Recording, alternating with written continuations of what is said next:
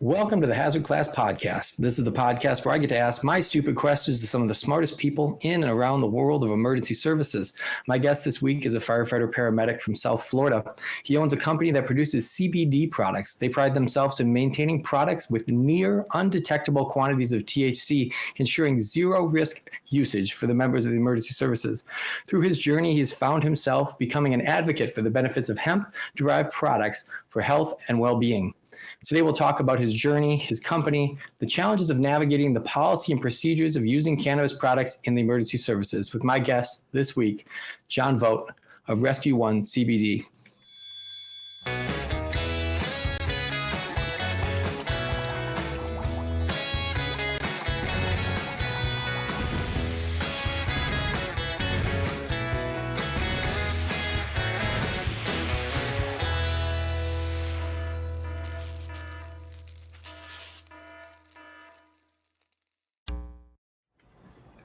Jon, welcome.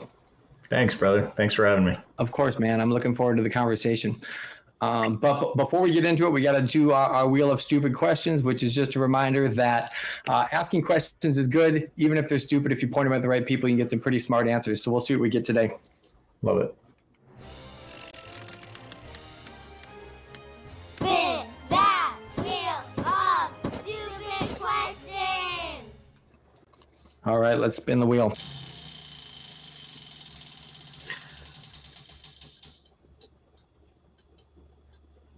Okay, we haven't had this one in a really long time. It seems like the wheel has weight to it, and it comes up on certain ones more often than others. This one's really old. We haven't. I think episode 4 was the last time we had this question.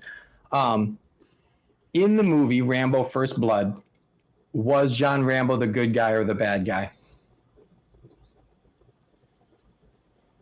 Ooh, that's perspective, man. I think from the American side, he's the good guy, you know? Yeah.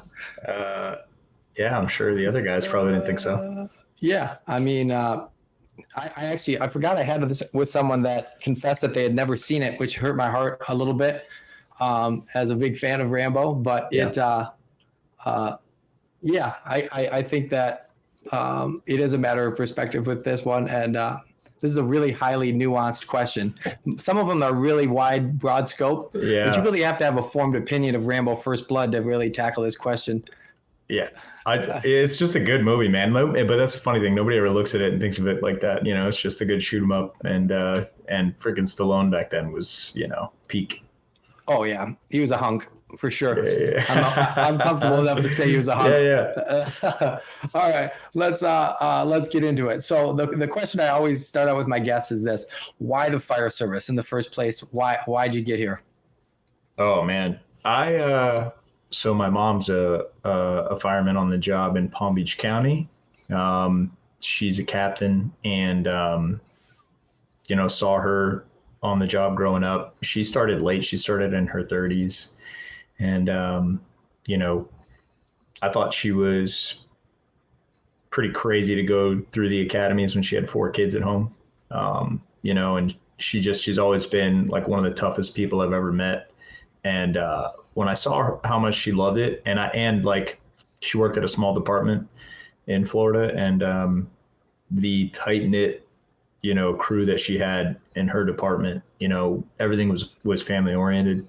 I just loved that side of the job, and I got to see the best parts of it as a kid. And so I got into the Explorer program when I was 15, and then fell in love with it. I got hired on the department that I started as an Explorer with, and now I run that program. So been on the job there since 2009, and it's been an awesome ride. I work for a great place. They take good care of us. We have good people. I'm probably one of the minority in that. I get that. And I'm very thankful for it, but it is I think it was a family business, and I'm really glad that my mom, and my mom, I've always had a lot of respect for her, but, it brought us even closer when, I kind of got to do the job that I saw her doing, which is really cool. I feel like the whole family business thing is common, but it's almost always my dad, my grandpa, whatever. Like, how do you think that your mom being the one that you kind of followed in her footsteps changes your perspective on the job at all? A lot in that, you know, it's funny because my mom has a very particular opinion about females in the fire service, which is a big topic. And, you know, there's this whole, she's pretty good at the job for a girl kind of thing. And she's just like, you're either good at the job or you aren't, you know, it has nothing to do with whether you're a chick or not. So, you know, she was, very much one of those, like, just don't treat me any differently. I'm going to drag the same dummy you're going to drag. I'm going to do all the same shit you're going to do. And it's laid the groundwork for how I expect people to treat people.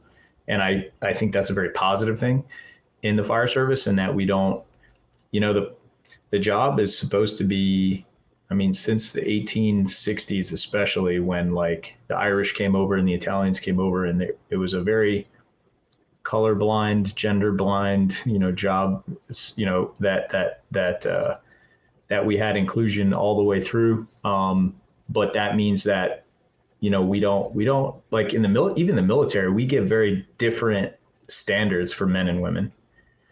We don't do that in the fire service. And I love that. It's just, you either can or you can't. And it means true equality where, you know, some places don't have that. And I think my mom has always like embodied that as well, saying, I'm going to do everything you guys can do. And if I can't, I'm not good for this job. So, you know, and that was, you know, 20 something years ago when she started. So she was saying it a while ago, which is, you know, I think that's the way it's impacted my view of the job, in that I find a lot of beauty in that. I think that's an incredible thing to say to people, is like, you know, this is the kind of place where as long as you can do the work, you are equal.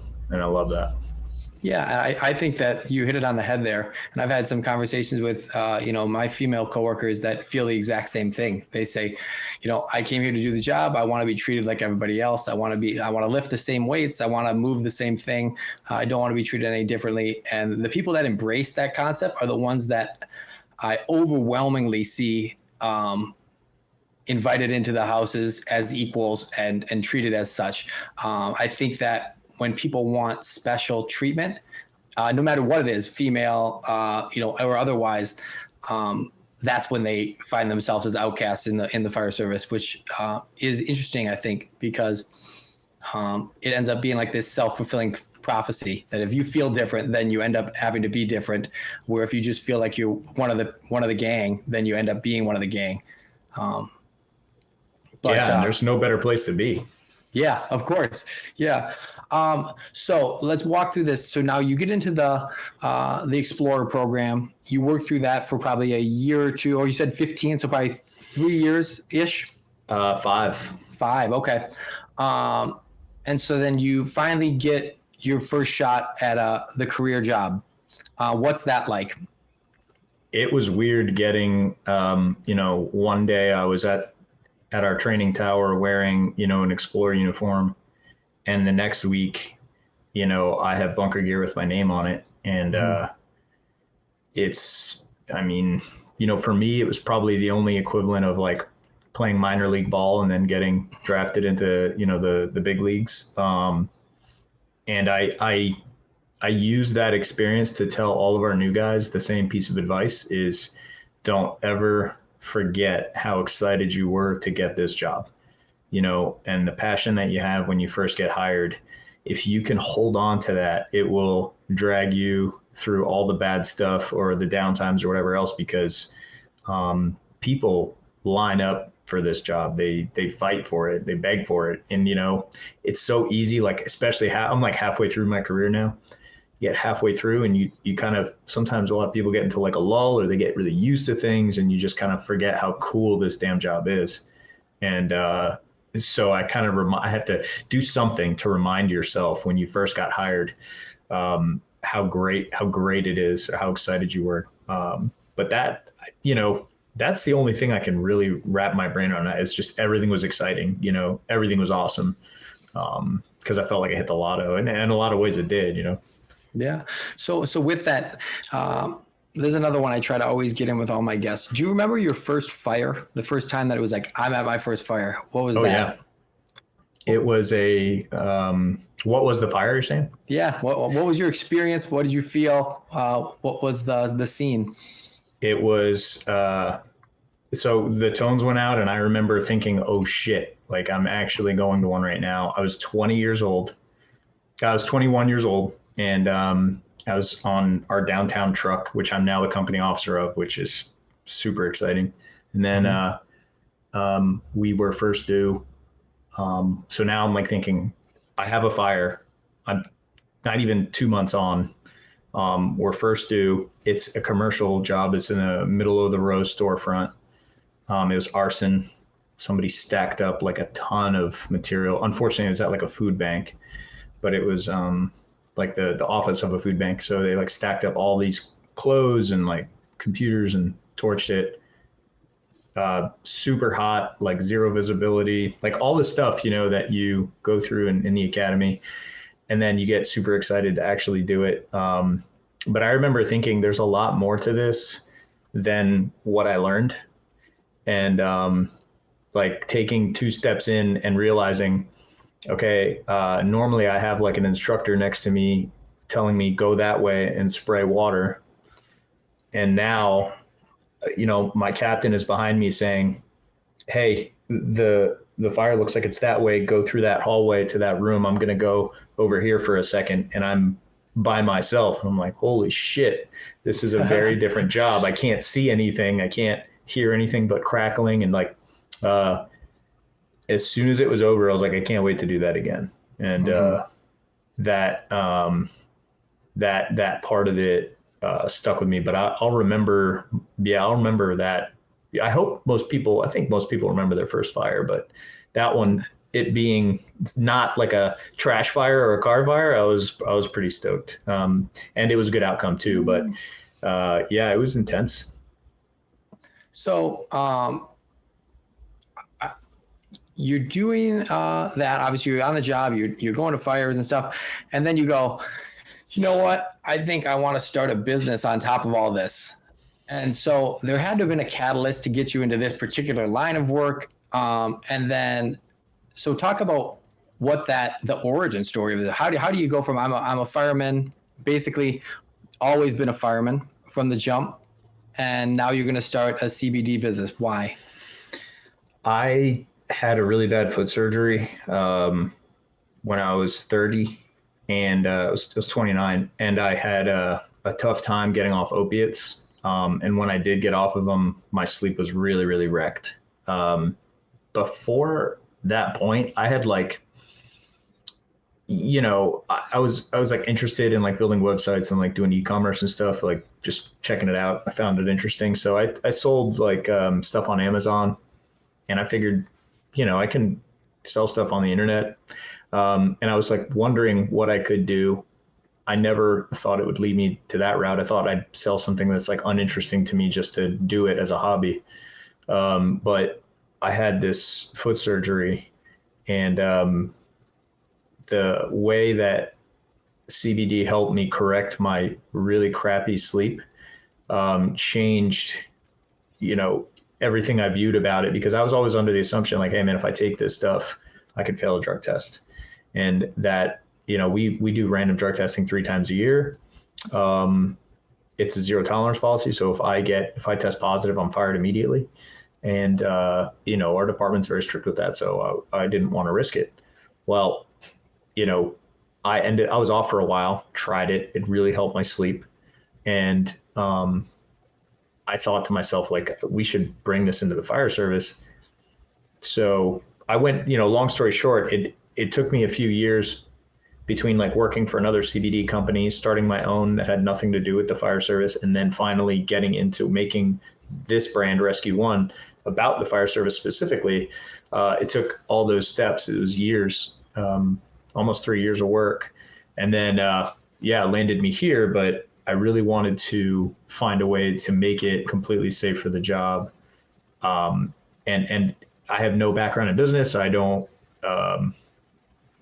I don't have any direction. I'm kind of like, learning as I go. And it's been really great. But the catalyst was really just seeing what it did for me and thinking there's got to be tens, if not hundreds of thousands of firefighters out there that need this stuff.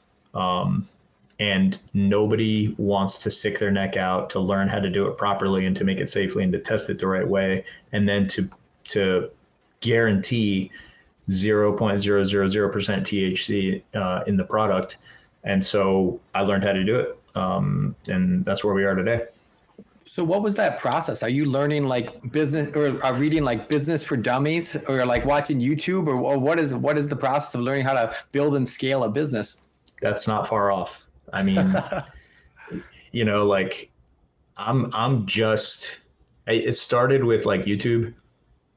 And then, you know, I'd originally like paid for a course to teach me how to sell stuff on Amazon. It was all right. I used some of that knowledge.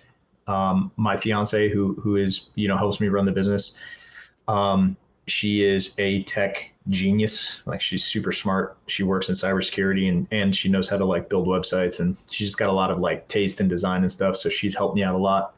And then, but I had to read, I just started devouring books. Not a very fast reader like most firemen. And so, you know, I was kind of I think I'm very passionate. I'm not the smartest guy, but I'm very passionate about things. So I'll get very into a subject.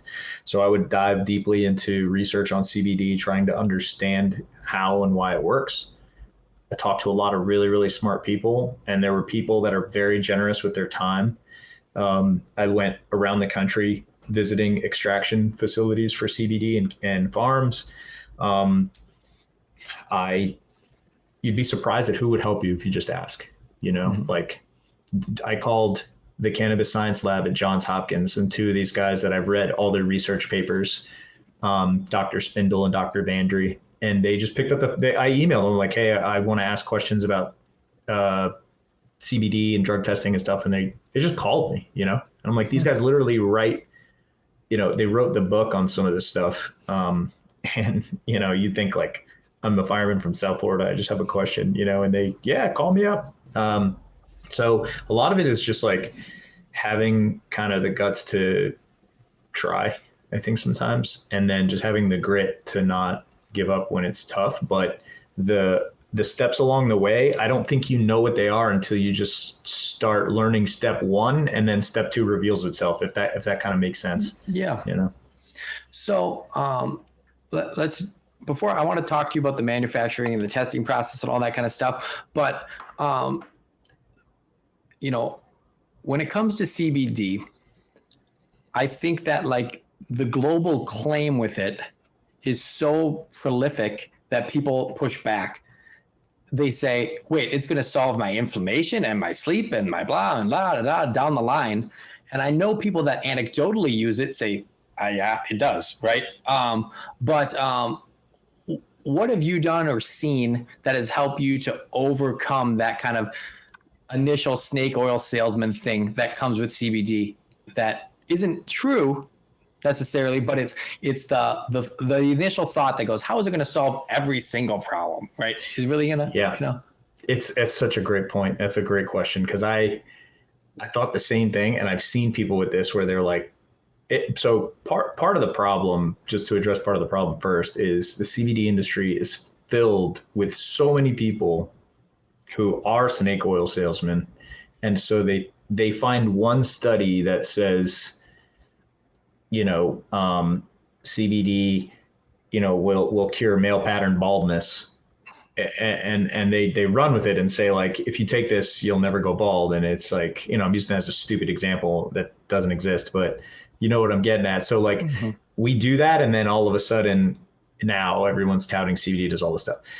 I don't know if I do anything to correct that issue, but I do know that there are three things that the fire service uses it for. And the evidence is undeniable because there's decades of research behind it. And that's inflammation, mood, and sleep. And there's science behind those three things. So what I just try to do is explain how it works.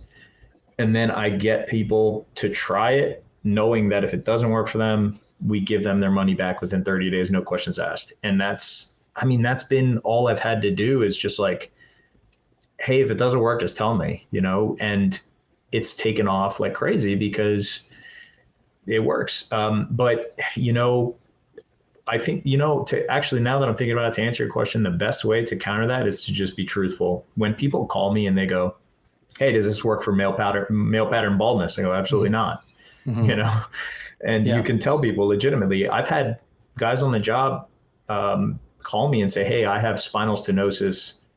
I'm going to end up getting a fusion in my spine just from, I've been on a truck my whole life and I've done a million searches and my neck is fucked up.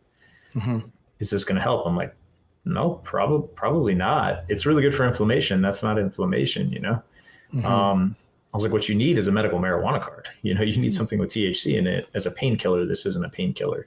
And I think you gain trust when you're just honest with people, even if it's to your detriment. I mean, that's like what they teach you in the fire academy. You know what I mean? Like that's integrity is what are you going to do and say when no one else is watching, or like, is your reputation worth it? So I would say those two things are probably, and they've worked out well for us. That brings me, your talk on integrity brings me to a thing that I read kind of leading up to this. Talk me through your first FDIC when you had kind of a bad batch and you had to make some hard decisions. That was our second one. It was 2022. I remember it very well. And we, just a backstory for people that don't know, we were out of stock, and I had a batch that was done and in the bottles, but I was waiting on a lab test to come back. We can't sell anything until we lab test it. So I was waiting for the lab test to come back. I shipped all the product up there knowing the lab test is going to be done right around the time I get up there. And the lab test comes back and it's got 0.01% THC in it. And that's all the inventory I had. And I spend a lot of money to go to FDIC. So I had a full-blown panic attack, anxiety attack, never had one before. And it was pretty shitty. And I went for a long walk the next morning around the streets of Indianapolis by myself, talking to myself into my AirPods. So people thought I was on the phone. Because I didn't, and not like I was like feeling crazy, but I just wanted to talk through my thought process and like whatever else. Because, I was like, this is a problem I've never dealt with before, and I decided to just tell everyone exactly what happened and not sell any of the product and say, not only are we out of stock, but we're out of stock because this batch tested positive for a small percentage THC, and I can't sell it.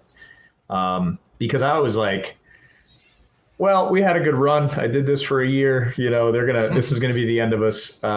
As soon as people hear about this, you're never going to get somebody to buy again. But turns out, people appreciated it. And we just, they said, hey, take my email down and let me know when it's back in. And I learned a lot from that. We've changed the way we do our operations completely after that. And it is what I needed at the time, but it was a very trying time, not just for the business, but personally, you know what I mean? Like you go through a lot thinking about how you kind of failed. You think you're stupid, you think like you're an amateur. Like, why are you doing this? And the coolest part is after you get through all that and you say that to yourself, which everybody on the job goes through this. You don't have to own a business to go through this. You know what I'm saying? And you go through this stuff, and then you're like, when you get through the other side, as long as you hang in there, you're like, all right, I think I can figure stuff out. I have to give myself a little more grace and patience, and just rely on my ability to just stick it out. But that point made us who we are today as a brand. And so it sucked, but I'm really glad it happened in hindsight. You know what I mean? Yeah, I'd imagine that's a turning point for you to, decide who you are, your integrity over, the amount of quantity of product you're sitting on, right? Yeah. So let's go back a little bit and talk about the manufacturing process, how it's extracted, and then how ultimately you test it on the backside. Yeah. We use farms in Colorado that organically grow the product. And then we have an extraction process that will take the CBD product down to 0.000% THC in the raw ingredient, which is, it's a powder, it's an isolate. And, we'll make this stuff with it's 99.99% pure. And it's very difficult to do. So I had gone around and tried to find, when I originally started in the CBD industry, and it wasn't with Rescue One CBD, and I was like, hey, can we make this stuff, THC free? And the whole industry, everyone you ask for, they go, we do have it THC free. Here's our lab test, our COA is what it's called. And I'm like, this says it's got 0.02% THC in it. And they're like, yeah, it's, that's really low. That's a very small amount. And I'm like, guys, that's not THC free. And they go, well, there's no such thing as THC free all the way down. You're going to have some detectable amounts in there. I'm like, how low can you test to? And they go, parts per billion. And I'm like, there's nobody that can test down to 0 ppb. And they're like, well, you could, but it's probably expensive and nobody wants to do it. So I learned that it wasn't a technological problem. It was a bottom line problem. You have places that are cranking out at the height. When I started this, it was like 2018, 2019. I was at the height of the hemp industry where, everybody and their mother was starting a CBD shop or, CBD products or whatever else. And what I, just being persistent and trying to ask people, I finally found a group of scientists that had that desire to do it. And we worked with them, and sure as shit, they made this product that is no detectable amounts of THC in that isolate. And that's really important because I think when we started, you had mentioned like it's near undetectable. It's actually non-detectable amounts of THC in the raw ingredient. And then, we put that raw ingredient into products and it gets diluted down even more. So, like when we put it in our tincture, we put it in our topical, we're testing the raw ingredient to show it's 0.000% THC. A lot of people just test the finished product, because if you have 0.02% THC and you dilute it down, it's going to come out to 0.000. We actually go further than that. So, not to get too nerdy or whatever else or get too in the weeds, that's the core of what we do so that we can ensure people can take this stuff consistently and never have to worry about a failed drug test. For sake of reference, it's in a state that is highly regulated in terms of THC, what does the government consider an allowable amount of THC in a CBD product? There's only a federal standard. Well, actually, some rules have changed. So this is going to get a little tricky. So I'll just say I'm not a lawyer, and don't take this as legal advice. I'm always advised to say that I'm not a lawyer. I'm not a doctor. Whenever I start talking law shit, I'm not a lawyer. When I start making shit, I'm not a doctor. Yeah. The federal standard for THC limit is 0.3% by weight. So meaning, if you have, 100 ounces of CBD, only 0.3 ounces can be THC. Mm-hmm. So anything more than that's considered marijuana. Now, California, I'll use them as an example because they just went through this. They signed a state law that says any detectable amounts of THC in a CBD product, any 0.001% is illegal. So they made it very, very black and white. They're like, you can either take super purified I'm sorry, it's not illegal, but it's not allowed to be sold as CBD. If you have CBD with any kind of THC in it, 0.001% or more, it has to be sold in a dispensary as marijuana, if that makes sense.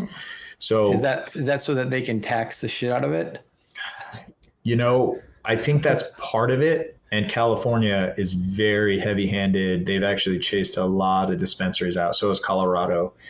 They've chased a lot of dispensaries out of the state unintentionally with how heavy they tax it. So part of it might be the reason they publicly say is that a lot of minors are getting their hands on synthetic THC, which is from hemp. So you can take hemp and very cheaply make, you've seen it everywhere, Delta 8. Delta 8 is a fake version of THC. It's made in a lab. It's not a naturally occurring cannabinoid. So they take hemp, they put some sulfuric acid in it, they make Delta 8, and it gets you high just like Delta 9, which is just THC.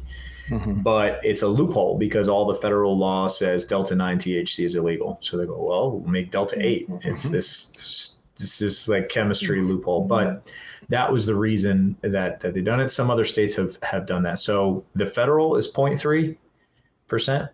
And then there are other states that have a zero tolerance, California being one of them. Wow. That's I just wanted to know, for sake of reference, like how far below what the federal guideline is. And that's pretty substantial. Holy crap. From 0.3 to a part per billion is a massive difference. Right. So through this, have you done any or been a part of any like testing in terms of clinical results, or are you leaning more on like the stuff that's already happened, or is there anything that you like pin your product on? You say this is the key study that says this works, or something like that. We are a part of, so most of what we do is based on prior research on humans. Because there's been decades of work, of really, really good work, especially in sleep, anxiety, and inflammation. And so we just lean on that. However, it's pretty exciting. We're involved in a study right now with the University of Maryland and the University of Arcadia, and we're the only CBD brand in existence that has been studied on firefighters. So firefighters are currently still, and we're still getting more people in it, but they're doing it with drug testing. They're showing guys and girls can take our product and not fail a drug test. And we've had close to 40 participants so far. None of them have failed a drug test. They've been, tested all last year. And it's really interesting because we're learning other things that are pretty cool about CBD as well.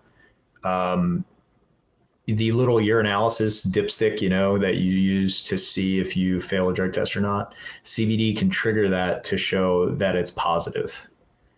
But then when you send the urine off to the lab, like they do once you get a positive, they find that that's a false positive, that they're below, they don't show like a failed drug test on there, that there's either zero THC in there or, it was triggered by something else. Because you can take Advil and cause a THC test to pop. Interesting. Yeah. Interesting. If you take Advil the day before. So, we're on that study, and we're trying to get more involvement from other universities.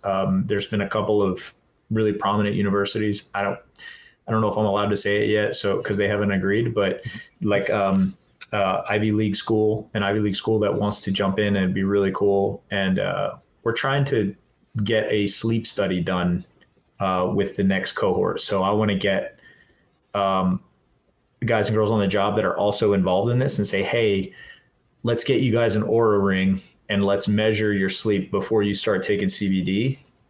And then let's see how you do after you start taking it and see how it changes. Cool. I think that would be really cool because there is no study like that in existence either, specifically on people that have screwed up sleep from shift. So that'd be cool too. I really want to do that one this year. So to go back a little bit to what you kind of brushed over, but I think that there's an important conversation to happen that it's not directly in line with what you do, but you mentioned the benefit of THC as opposed to CBD. Obviously as that becomes more and more deregulated, legalized in a lot of areas, what do you see the future of the emergency services opinion of THC to be? I know this is a complicated issue because you say, obviously, we don't want you high or intoxicated while you're at work, but what about on your days off? How do we know when it happened? Do you have any opinion on how on earth that's going to shake out or what we can do about it? I think we can. So a lot of people don't realize that the policy has been written for decades already. And we've already been doing it for a long time. I asked on Instagram not long ago, like a survey of our followers, and I found out that 60% of people surveyed, and it was a few hundred people, 60% of their departments allowed them to have a prescription for benzos and still be a line firefighter. Not in admin, not, in 40 hours, any of that. And the reason I bring that up is because benzos act in your urine exactly the same as THC does. So you can't tell if someone took benzos today or a month ago because they last in your urine for a month. There is no level of intoxication in your blood or your urine to say this person's high or not. And there's no test to do like a breathalyzer or a roadside. So if you suspect somebody's intoxicated from it, what are you going to do about it? You are legally allowed and policy-wise allowed to pop hot on a drug test for benzos as long as you have a prescription. And when I bring this up to administrators, their response is, well, yeah, but you have a prescription from a doctor. And I'm like, exactly. Yeah. This is what I'm trying to get at. And so aside from the fact that it's Schedule 3 versus Schedule 1, because all the arguments that I have with people, and I do have quite a bit, mostly on TikTok, Instagram's very nice. The arguments are all around the moral and ethical side of things.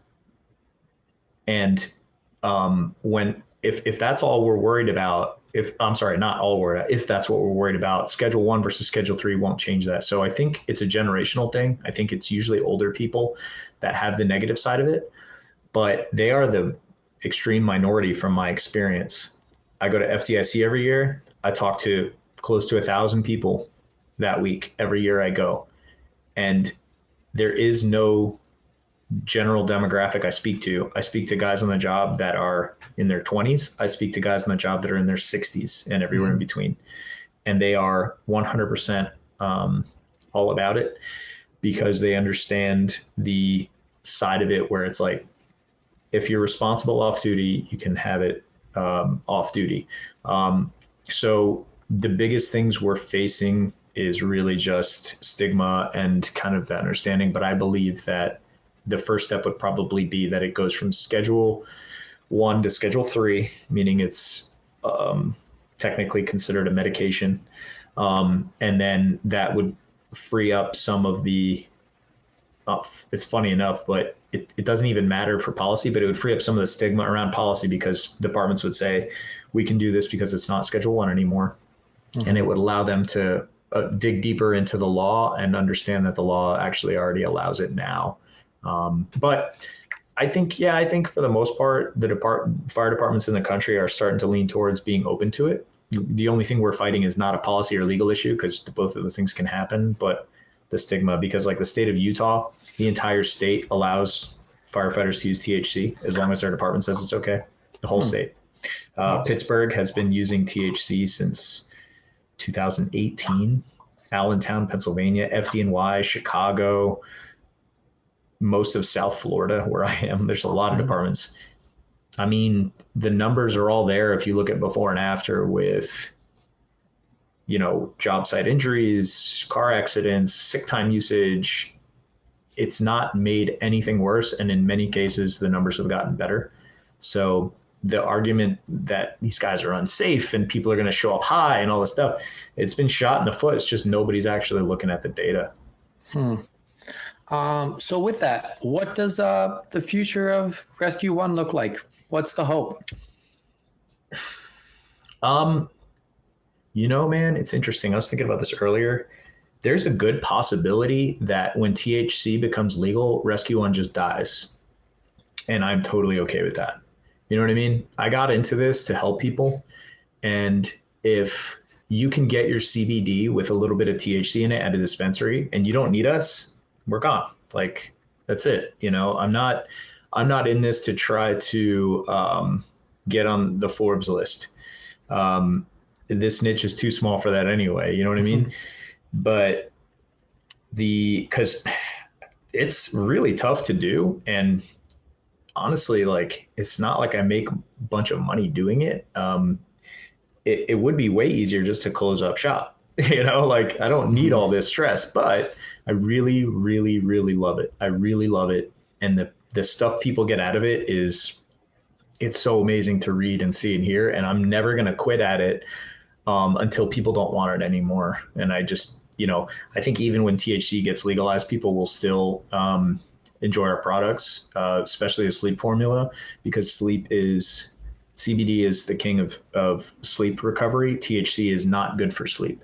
THC is really great for pain relief, but not for sleep. So there's always going to be a corner for us. But, you know, as far as plans and all this other stuff, I think, can I ask you, when is this podcast going to get aired? A couple of weeks, probably early June. All right, perfect. This is the first time I'll say it publicly then. So we're working on something, and we're going to make a Zyn alternative.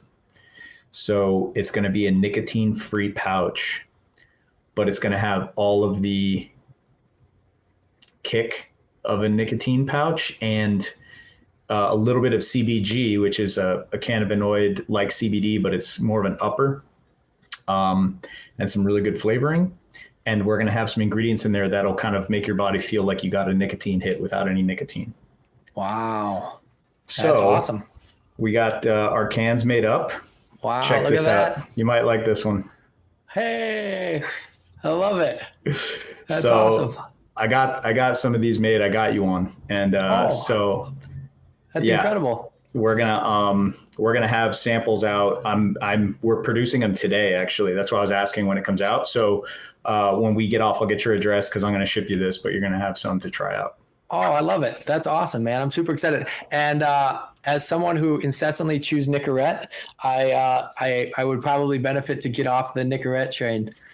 So yeah. You know, I'm hoping to do something and nicotine actually has some benefits, right? You know, and I know a lot of those studies are coming out, but my fear is that guys and girls use them way too close to bedtime. And it's probably bad for sleep. Yeah. So I was like, maybe we could get something that can give that effect, but not, you know, you don't have to use nicotine for. So maybe just help you cut back a little bit. But yeah, I'm really excited about them. We're going to get those going here soon. Do you have a launch date for it? Like when they're going to be available to the public? Not yet. So right now we're doing some really cool stuff. I have a bunch of machinery coming over from China. That's the only place that makes it. I got very lucky with the tariffs. I think I'm sneaking in like this week. I think they dropped them, and I was going to have to pay a lot of money when they got here, but everything worked out. But I'm going to get those set up and put in the shop, and then, I mean, we have really good suppliers for the ingredients, but we actually make everything in house. So it's really just a matter of again, learning. I've never used this machinery before. And so we're just going to probably run through a bunch. The ones we're making right now, like the ones you have, are made by hand. You know, we had to hand cut the paper and fill it with like little teeny tiny funnels. So you have like a little sweatshop in the back of your house or what? Well, we have a commercial space, but yeah, it's like, makes more sense. Yeah. But no, that's kind of how we started, you know? But you know, it's like me and two other guys that I work with, Casper and Ed. They're awesome. And they've learned how to make everything. But we're learning how to make pouches together. I've been testing them, and the first one I tried, I did not, I mean, you're a hazmat guy, so you could appreciate this, but I did not test the pH. And I put it in my cheek. How bad? Well, the pH was 4. And I burned the shit out of my cheek, and I pulled skin off. I had a chemical burn in there. Oh no. So I'm like, what is in this that's causing this? And I just did a bunch of research, so this is why I tested it. But we hired a chemist. we got a formulation chemist, like a guy who's done work with like pharmaceuticals, and he helped us refine the product and showed us how to test it and test pH and do it right. And then, with this, we actually have to get a license to manufacture like food. So technically it's a food grade because you're ingesting it, right? So, we have to go through all the inspections, like Department of Agriculture and all that stuff. But it's going to be really great. I'm excited about it because the effects are awesome. So, have you picked a name for the product yet? Nope. I think what we're going to do is make it a contest. Fun. I think people would come up with a better name than I could. I'm not very creative. The products out of service are sleep formula. One of our loyal customers came up with it. This girl, Ryan Carlisle, she's like a former Olympian and she's a San Diego firefighter. And she came up with, she messaged me. She's like, "Oh, this is the out of service blend, huh?" And I'm like, "No bullshit. I'm taking that." I was like, "I'll give you a bunch of free product," but I was like, that's a good name. That's amazing. So I'm going to do that. Put it out to everyone. Awesome. All right. So as we wrap up here, where do people connect with you? Where do they find the product? How can they find out when this new product's going to be available to purchase? So our website, rescue1cbd.com. It's the number one. So rescue one with the number one. Instagram at rescue1cbd. And we're also on TikTok. It's a thing on social where it's like, I just want to be everywhere so I can be where people want to message us. We can respond to any one of those. So you can sign up for our email list on our website to get notifications when we're going to get that out there. But if you follow us on social, you get the notifications as well. Awesome. Well, thanks for joining me, man. It's been fun learning about the business and getting to know you a little bit. So I appreciate it. Absolutely, man. Thank you for having me. For sure.